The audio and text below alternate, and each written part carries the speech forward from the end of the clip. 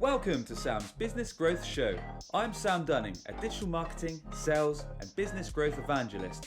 Tune in and subscribe today as I'll be interviewing business leaders, experts, and entrepreneurs from around the globe. You'll be learning their story, how digital marketing has helped them along the way, and exclusive tips and insights to help you skyrocket your own business.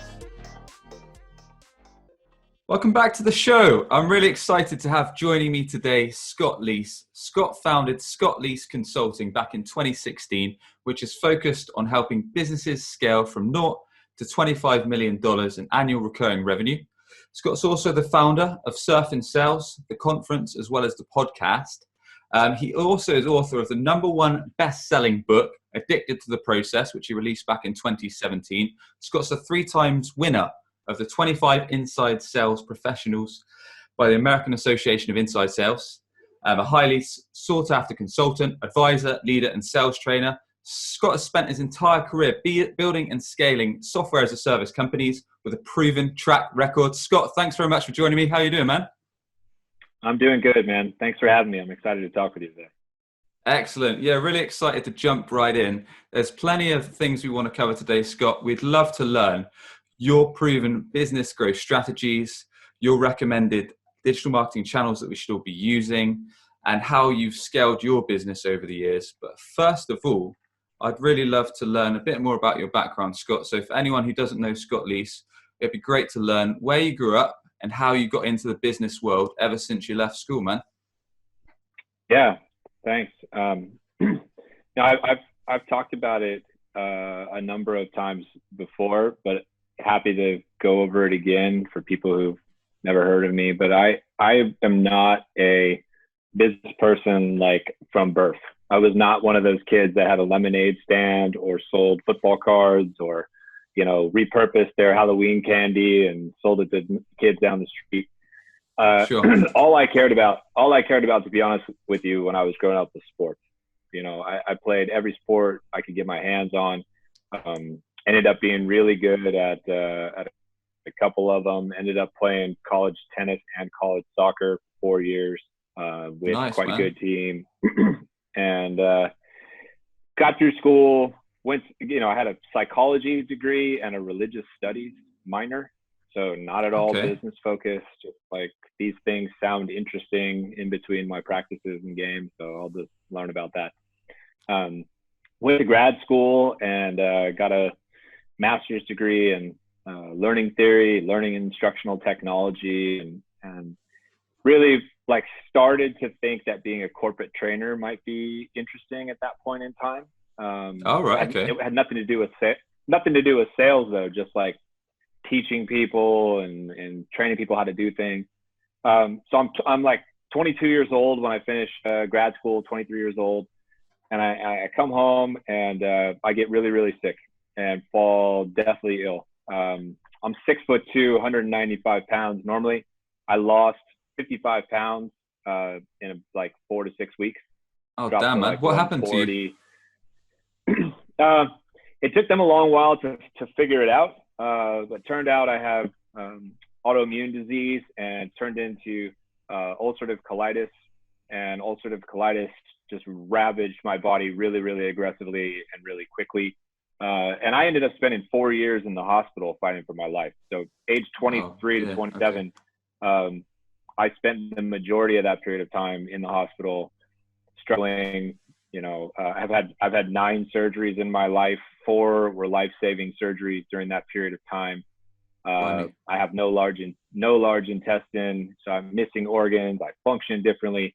And during that 4-year period, in order to deal with the pain that I was in, they pumped me full of narcotics, full of opioids. So morphine, Dilaudid, Oxy, everything you could think of, right? Every pain med you could think of.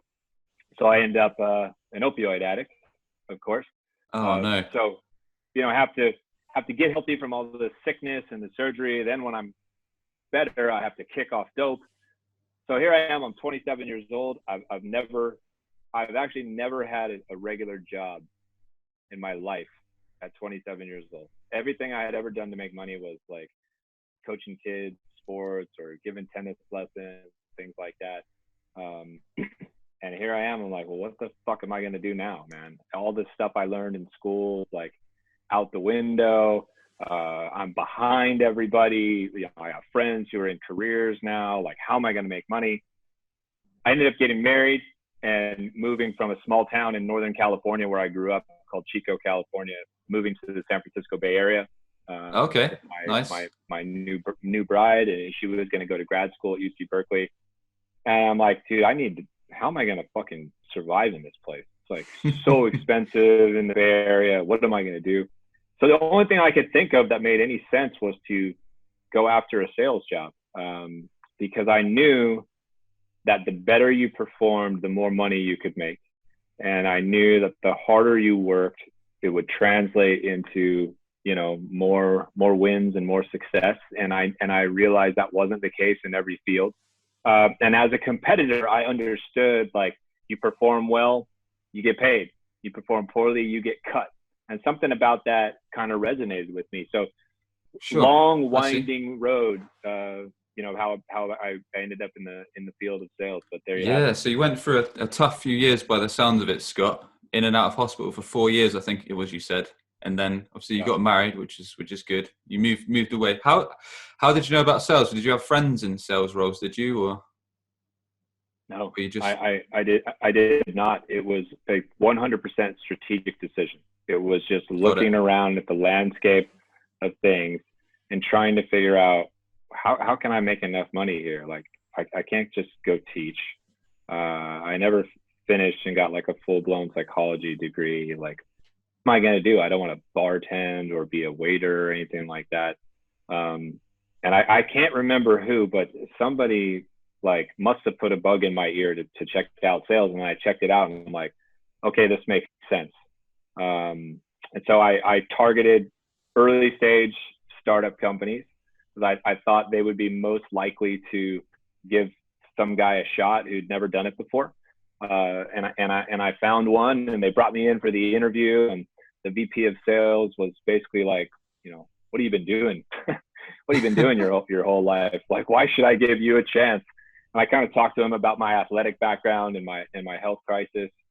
And I'm like, look, man, somebody somewhere is going to give me a shot, and they're not going to regret it, because like, you have not found somebody who has been through what I've been through and who has such a sense of urgency and a massive appreciation for the limited number of opportunities we have in this life. And, you know, that story, you know, resonated with him, and he gave me a shot, and, you know, turned out Awesome. that I was pretty decent at it. So. Cool. So what was the first sales job you got into, Scott? What did that involve? I was selling, it was inside sales, telephone sales. Okay. Selling online lead generation tools for real estate agents and brokers and automotive dealers here in the States. This is in 2004.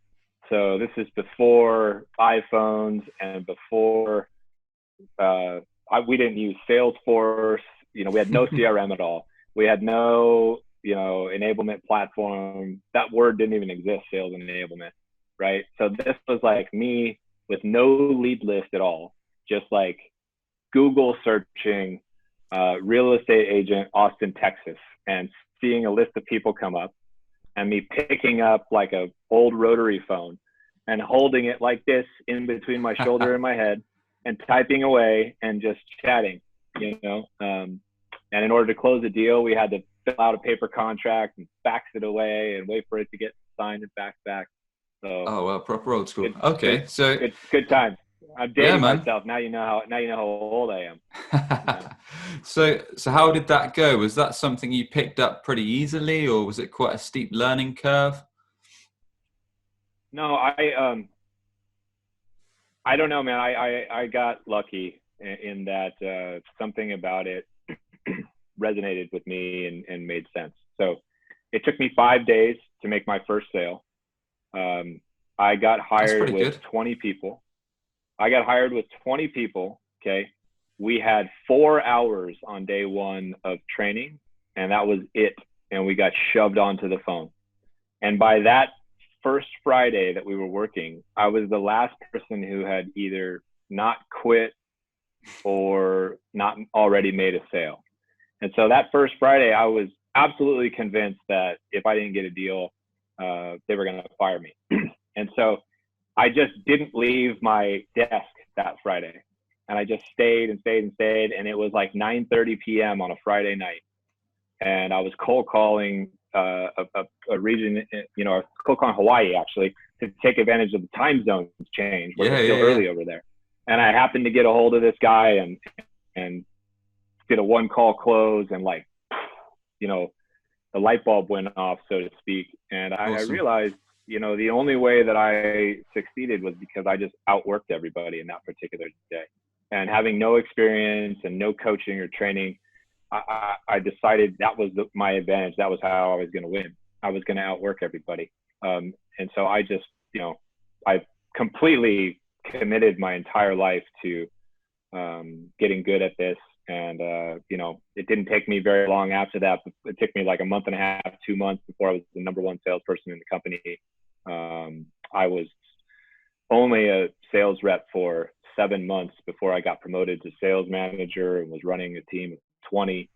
A couple months after that, I got promoted again to senior sales manager. Now I'm helping run 2 teams of 70 people in 2 different states and 2 different offices. So, Fantastic. I rose up pretty quick. It took me, all told, it took me a little less than 3 years to go from first ever sales job to first VP of sales job. That's really quick, Scott. And would you put that down to sheer hard work and grit and determination, or was there any other factors that were involved that helped you progress in such a short space of time?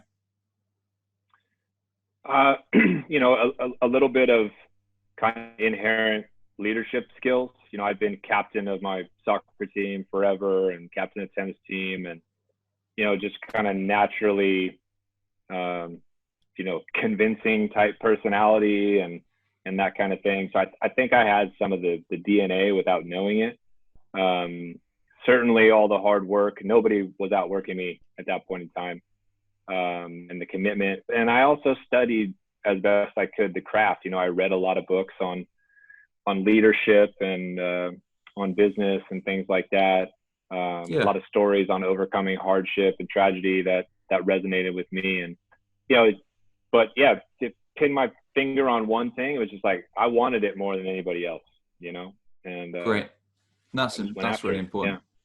Awesome. Okay, Scott. So you progressed pretty well from that company in a really short space of time, like you were saying. What happened next for you? Did you move on to another business? Did you move on to a different type of career? Have you always been in that sector, or?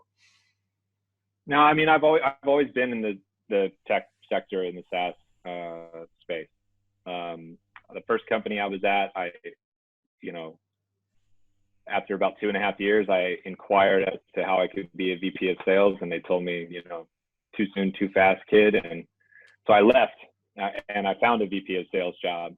And so that's been my pattern. Like I have gone to businesses that basically have no customers and no revenue. I scale them up to 20 million ARR. So I've done it now 5 times. I've had 6 VP of sales roles. 5 of them I got to north of 20 million in 2.5 to 3 years. Wow. And then I tend to move on. Something happens when there's 400 or 500 people in the company. More red tape, and I lose the enthusiasm that I have in the early stages. I like building things from scratch and putting the process in place and bringing the right people in the beginning. And so I decided that would be my niche. I would be the 0 to 20 guy. And it's a lot of hard work, and there's not that many people who like that particular stage of being a VP of sales. So strategically, I think it's been a decent advantage for me. And then 9 years ago, I left San Francisco and moved to Austin, Texas, which at the time was like an up and coming tech hub, and now is, widely considered one of the top 3 tech hubs in America. So kind of another strategic move there to get out of a big, huge, expensive city with, God knows how many people who do what I do, move to a smaller area, be a part of the growth of that movement and that community, become more recognizable in the community. And now, I'm pretty proud to be one of the more well-known sales leaders in the city. Fantastic, Scott. So it sounds like you really love building up startups or getting involved in companies that are quite newly formed and then scaling them right up. So on that side of things, Scott, how many companies did you kind of move from until you decided to go it alone? And what was the stage and what was the process when you thought, I want to do something myself and set up my own consulting business? Yeah, so it was 6 companies I've been an operator for. I would consider 5 of them to be really good successes, and one of them was a mistake on my part, and I didn't do a good job of vetting the opportunity. When I was at company 5 out of the 6, I started the consulting company, because at that point in time, I had done this enough times well that I was starting to have people ask me for advice and help and whatnot. And so I started building up that part of my business, that part of my life, just as a side hustle, right? And then by the time I get to company 6 that I'm building up, now like I'm generating some significant income from this side hustle consulting business. And so I started to realize, like, I think my next move is going to be to do this myself and be an advisor to companies specifically at that stage of the game, right? Companies who have some product market fit, but no real scalable sales process, maybe no VP of sales, no idea how to go from here to way up here. And so when I got to the point that my income from my regular job was matched by my income from my side hustle, I knew that it was kind of time. And so I was at my last company, Qualia, for 3 years. It was an incredible run. They're doing really well still today. I'm really excited about their future. But I had done what I went there to do. And so I left in October of last year. So I'm about 6 months into, being full-time in the consulting business for myself.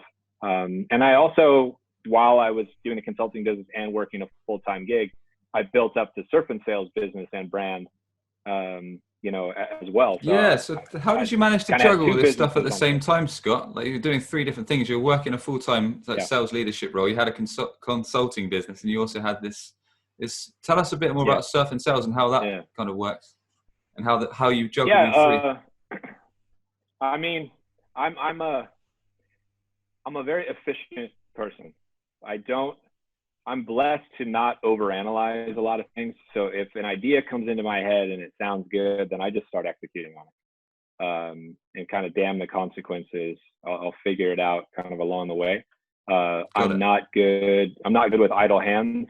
So, my wife will tell you, like, I'm not good at sitting around doing nothing and resting, So I stay busy, and I've always known and tried to kind of live by the, you need 7 streams of income. The average millionaire has at least 7 streams of income, right? So I was on a vacation with my friend Richard Harris and his family and my family, and we were in Costa Rica. And I was kind of discussing sales conferences and how, I don't like going to these conferences anymore when there's, 100,000 people there, and it's in the, ballroom at the Hilton or hotel or whatever, and it's in the same boring cities as always. And so how come nobody has a sales conference in like a kick-ass place like Costa Rica, like where we are right here? And he's like, I don't know, Scott, maybe you should build one. And I'm like, well, fuck you, I'm gonna build one then. And literally like 2 months later, I had plunked down, all the money. I rented 3 houses right on the beach in Costa Rica. I roped Richard into the event with me. I roped a good surfing buddy of mine named Jeff Coleman in as the third partner to help run all the logistics of travel and all this kind of stuff. And just the whole idea and concept was, what we need to focus on intimate, experiential events, deep learning, deep connection, deep networking, more powerful storytelling and things like that. And so, it's a combination of a sales and leadership conference and a bit of a vacation, and we get some good exercise while surfing. I hire local instructors to come out and teach people who've never gone before. I hire locals to, cook for us, clean for us. And it's a real, like, all expenses paid Does sound really, kind really of good thing fun. It once sounds you're like the out ideal there. Yeah. So conference. it's a micro sales conference, right? It's an alternative to going to some big bloated thing that you don't Got get it. much value out of. And yeah. So When did you start that, once Scott? 2018 we did one. Okay. 2019 we did two, and we snuck one in this year in February before this crisis has hit the whole world. And we had planned to do two more this year. Obviously, those plans are 100% on hold.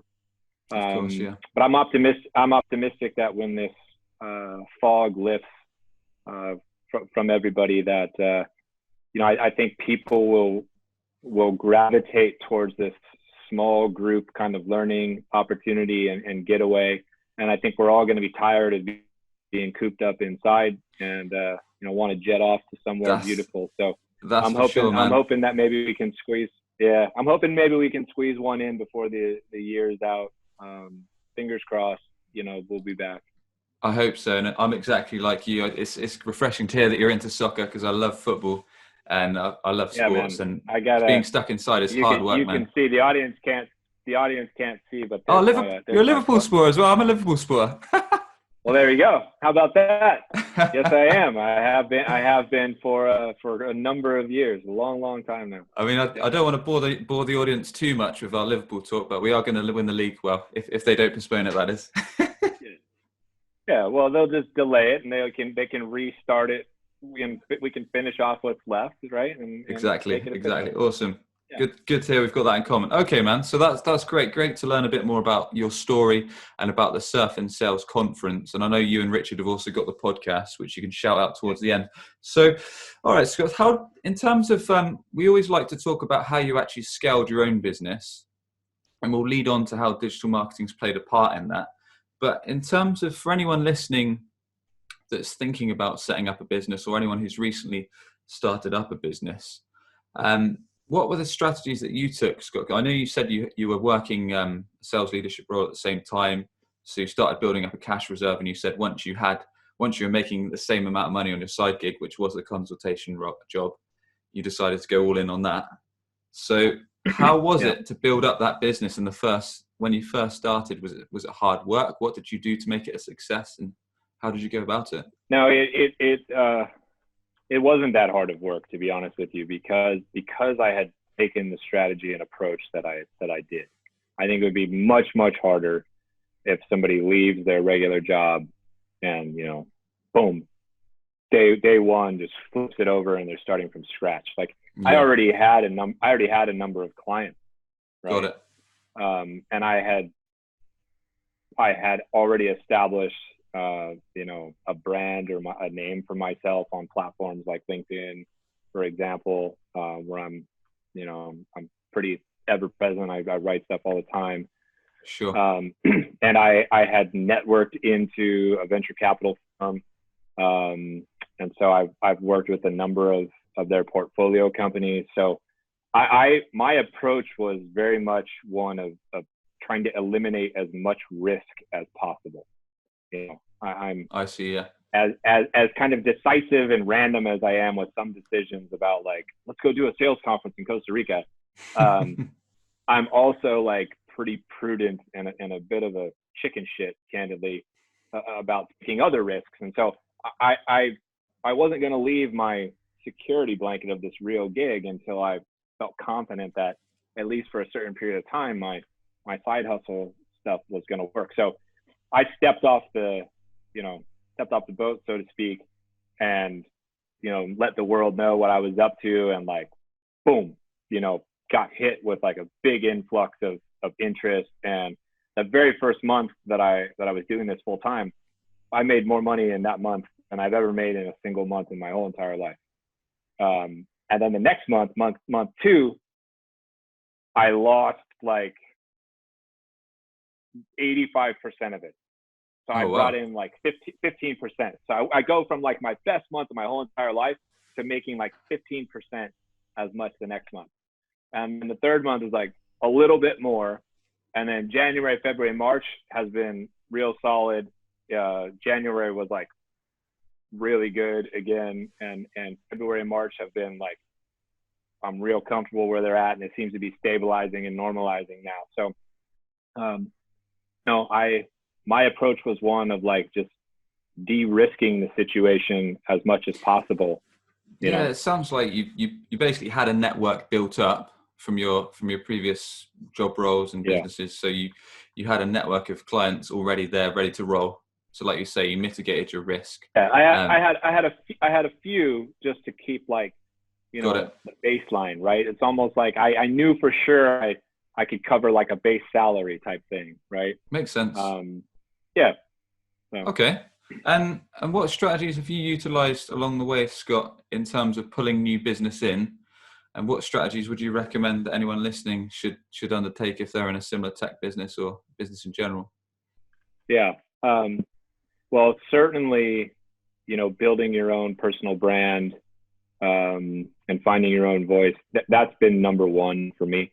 It was probably 4+ years ago or so, maybe close to 5, that I really started being intentful with my activity on LinkedIn and growing that network as large as I could, and finding a voice, and creating meaningful content and trying to help as many people as humanly possible. And anybody out there right now in any role that they're in can start doing that now. So like, rather than fucking around on Instagram and Snapchat and whatever else, TikTok, whatever else people are doing, like I was on LinkedIn, like sending people connection requests saying, hey, I don't know how I can help you out yet, but I'm available. Like, if you ever need anything, let me know, and that kind of stuff. And so, I think anybody who's serious about building a brand for themselves as well as a business stands to benefit from that. Especially if you're in sales or sales leadership or thought leadership or entrepreneurship or whatever. It's helped me recruit. It's helped me get my message out there, to a wider audience. That wide audience then creates inbound interest and activity for me, right? Utilizing that platform, LinkedIn in particular. I try to appear on as many shows like this, as I can, again, to reach unique, audiences that might not know who I am and what I do. So I try to stay relevant. I kind of make a joke. This guy, I've appeared on, like, I can't even tell you how many shows or events. And I kind of feel like one of these politicos who's like a talking head on TV who keeps showing up on CNN or the BBC and like talking about the election or whatever. It's like, I'm trying to stay visible. Yeah, right? I mean, there's that thing, isn't there, Scott? If people see you around enough times, even if they don't like you to start with, eventually they will like you. Hopefully, they would at least so hopefully know that's who the case I am, for you. Maybe, right? Yeah, that's it. All right, so LinkedIn's played a big part in the growth of your business. It sounds like, in your personal brand and the podcast channel. Yeah. And I also wrote a book, in 2017. Yeah, let's talk a bit about that. You had a #1 bestseller, right? Yeah. In 2017, I finally took like this sales philosophy that I had applied, and culled from my life experience and health challenges, and addiction recovery, and created an addiction selling model. And it's basically find pain, build value, create urgency, discuss solution. And so I put all that down, pen to paper.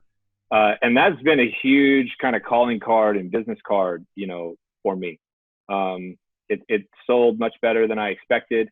I also have mailed off all around the world, a couple thousand or more copies to people who wanted them. And so that, I think, has helped, not just further my brand, but also get my sort of sales philosophy into people's heads a little bit. So, if Sam read my book and is like, oh, this makes a ton of sense to me, then you bring it to your company and you start talking about it there. And then at some point, a sales leader there or a founder there is like, hey, I got a couple kids on our team who are into this guy. We should reach out to this guy and see if he can't, help us scale our business, or, maybe do a training for us or a sales kickoff or whatever. And so Nice, man. that's really been my focus, man. And the only other thing I'd say, like I mentioned before, I've utilized referrals really, really well. And I wound my way into, a couple VC firms. And those firms have portfolio companies, and those companies are all, growing and looking for Got it. people, And it's to help them and stuff. So that's something we've not touched on too much in this show. I recently had Jake Dunlap on, and he gave us some really good details on the best way to conduct discovery calls. But it would be good to learn from your side, Scott, on the best way to ask for referrals and any recommendations you'd give to business owners or sales reps. Or here's my biggest tip, and this is contrary to what a lot of sales leaders are going to tell you. Everybody wants you to ask for referrals right after you close the deal, right? It's probably in 80% of the listeners' sales script. Like, welcome aboard, Sam. Thanks for trusting us. I like referrals just like you. Send me over, right? I don't do that. I don't ask for referrals until after I have done the work for somebody and after I feel like I've made an impact. Okay. And then when I know that relationship is solid and the work product has been good, and I feel good about what I've done for them, then I just kind of say thank you and say, hey, I know you're going to come across a lot of other people in your situation. If you'd be willing to just drop my name in the hat, if they ever need a help, I'd be really grateful. And so, that's been my approach, and I've stayed close and kind of friendly with some of the companies and founders that, were clients of mine for a significant period of time and maybe aren't even right now. But I've maintained those kind of relationships. So I guess the tip that I've done is I wait a little longer than other people before asking for the referral. no, and I think that's a good tip, and I think I do much the same actually, Scott. I like to wait. So in our case, if we do a good job on building a website, if we do a great digital marketing strategy or SEO strategy, it starts to get results, and we say, look, Bob, we've got you some decent results here. Would you mind letting me know anyone you think could benefit from the same kind of results that you know? Could you pass them my way, or give me a quick intro on email or whatever? So I think that's a great piece of advice. Cool. And are there any other digital marketing channels, Scott, that you've tapped into? So we've talked about LinkedIn, we talked about referrals, talked about books, podcasts. Do you guys do any other forms of digital marketing, or is that pretty much all bases covered? No, that's Cool, really it for me. I'm pretty bare bones at the moment. When I went down this path in October, I told myself, I'm going to give it a year. I'm going to go October to October. Let me see how I do. Let me see if I enjoy it, if I miss being a part of a team. If I'm miserable and I fail, like, so what? I'll go back and get a VP of sales job again. If I do really, really well, then the conversation and the thought process is, okay, how big do I want to take this? Do I want to start hiring people? Do I want to start getting aggressive with a digital marketing strategy, right? What other things can I do? What kind of content can I produce that I can, maybe put behind a paywall Sure. and deliver in mass and things like that. But I right now, pretty bare bones. And my strategy is a lot different than, my business model is a lot different than a lot of other kind of sales talking heads. Everybody, for the most part, is like a sales trainer, right? I don't really do that. I can do that, but that's not my thing. I don't usually get hired to go in and deliver sales training to people. I've done that, most recently Google hired me and I went into their sales team in Austin and delivered a training. But my model is really like, I work with founders and COOs and early heads of sales to work on their sales strategy, their sales process, their sales messaging, their sales recruiting, all of these kind of things. And so, I don't know that as much of a marketing presence as is needed. What is needed for me is results, right? I need to help these people get off the ground. I need to help them go from 0 to 5 million or 0 to 10 million. I need to help them find their VP of sales. I need to leverage my network to help them find AEs and sales managers, right? Sure. And so if I do that, for me, that's the best source. And that makes perfect sense. And I think you've given some sound advice, Scott. And although this is going to be some seriously hard ground to cover in just a few minutes as we're coming towards the end, as you've said, you love how scaling up startups from 0 to 25 million, which is an awesome figure to get to. If you were hitting a startup, let's say in the software as a service space, and they recently started in the last few days, let's say they're brand new, and they said, Scott, we're hiring you. We've got 3 sales reps.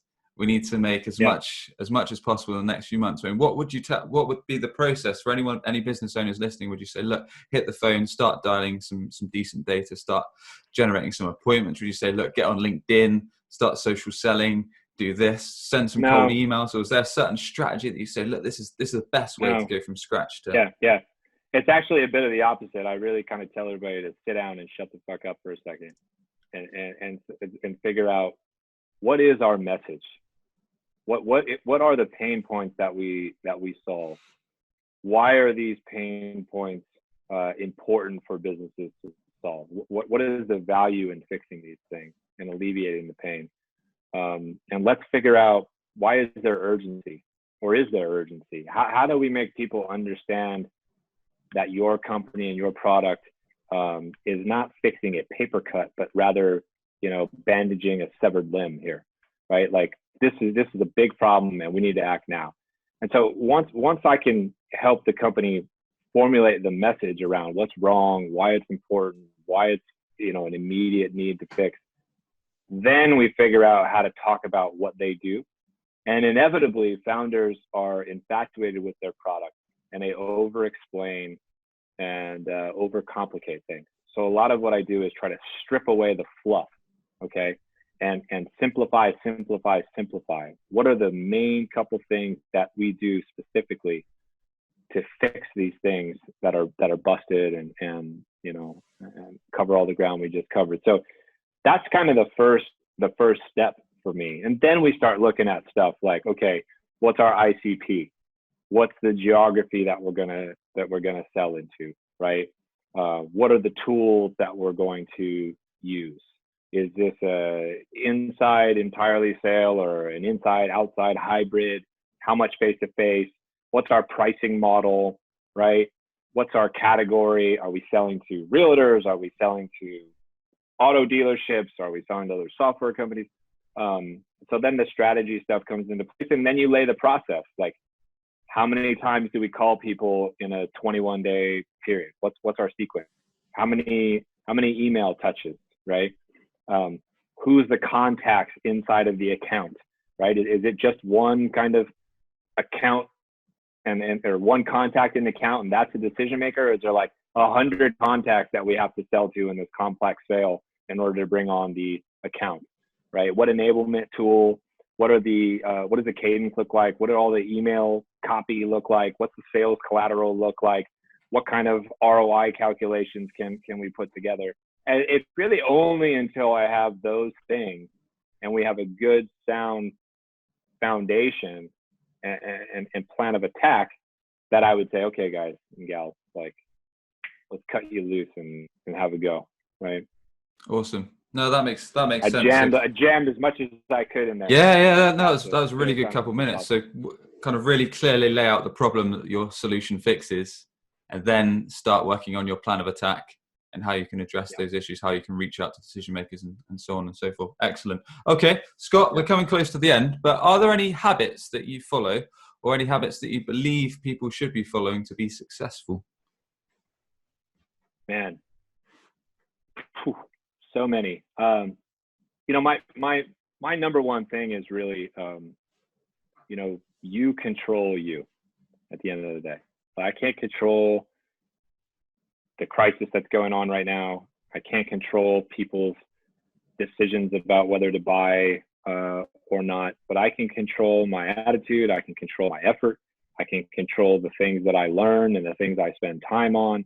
I control the people I spend time with, the environments I put myself in, or choose not to put myself in. So I'm a big believer in that. I'm a big believer in, we're in charge of our lives. We don't let things happen to us. We proactively make decisions and go after the things that we want. Great stuff. Great stuff. And just to wrap things up, Scott, have you got any golden nuggets of advice for any startups? Just general pieces of advice, really, Scott. Is there anything you can say in terms of helping them build up their network, or anything that helped you when you first started off that any of your mentors have kind of given advice? The best piece of advice to work on your network is just to start doing it. There's absolutely no reason to sit around and wait. Okay, just start. Just asking people to connect. Just reach out. Ask them to how you can help. Maybe ask them if you can get some advice from them. Just go for it, man. And you never know who's going to be of value to you, right? I don't remember when you and I, first knew of each other or whatnot, or first connected, but here we are today, hopefully helping each other out a little bit. And if one of us hadn't made the first move, right, we never would have had this conversation. We've got plans, you and I, to do something down the road with some other folks that we get along with and are buddies with. So you just never know. So make the effort and reach out. Excellent, Scott. All right, what I'd like to ask everyone on the show is if you could thank just one person, either dead or alive, for having a positive influence on yourself and your career so far, who would that be, Scott, and why? I'm going to thank my 96-year-old Sicilian grandmother who's at home in Northern California. She's the toughest person I know. I don't want to go too deep, but she grew up in a mob family. Her house got blown up, legitimately got blown up when she was a little girl, and killed family members. And as an 11-year-old girl, she had to step up and be the mother of the house to her sisters and her father and whatnot. And all my life, she has just been a shining example of a life of servitude, a life of strength, a life of family and health and happiness. And she was amazing for me to fall back on when I was sick. So shout out to my grandma. Sounds like an amazing woman. That's an amazing age as well. Awesome, Scott. Okay, well, everyone, you've been listening to Sam's Business Growth Show, where we sit down with business leaders, experts, and entrepreneurs from around the globe. We find out their story, how digital marketing has helped along the way, and their exclusive tips and insights to help you skyrocket your business. The show is sponsored by webchoiceuk.com, helping businesses grow with results-driven digital marketing, SEO, custom websites, and mobile apps. That's webchoiceuk.com. Scott, just before we go, how can people connect with yourself? Tell us a little bit more about your businesses and the best way to get in touch. Yeah, I mean, the best way to get in touch with me is just reach out to me on LinkedIn. I obsess over my inbox. Unfortunately, it's really complicated for me to try to make new connections because I'm maxed out on connections at 30,000. But I respond to all of my LinkedIn email messages. So shoot me a note. I'll get back to you. Please check out surfandsales.com. Wonderful events. We'll get back to hosting these events all around the world soon. Great spiff if you run a sales team to send your top performers to. And anybody who's an early stage startup or growth stage kind of startup and looking for advice on how to scale their sales organization, please think of me. You can find me at scottleaseconsulting.com.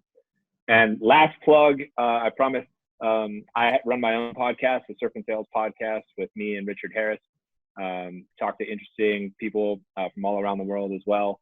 It's a good time. And so if you're looking for a new podcast to check out after you listen to Sam's podcast, of course, consider us maybe option B. Fantastic. Thanks so much, Scott. Subscribe today for more digital marketing, sales, and business growth tips from the experts.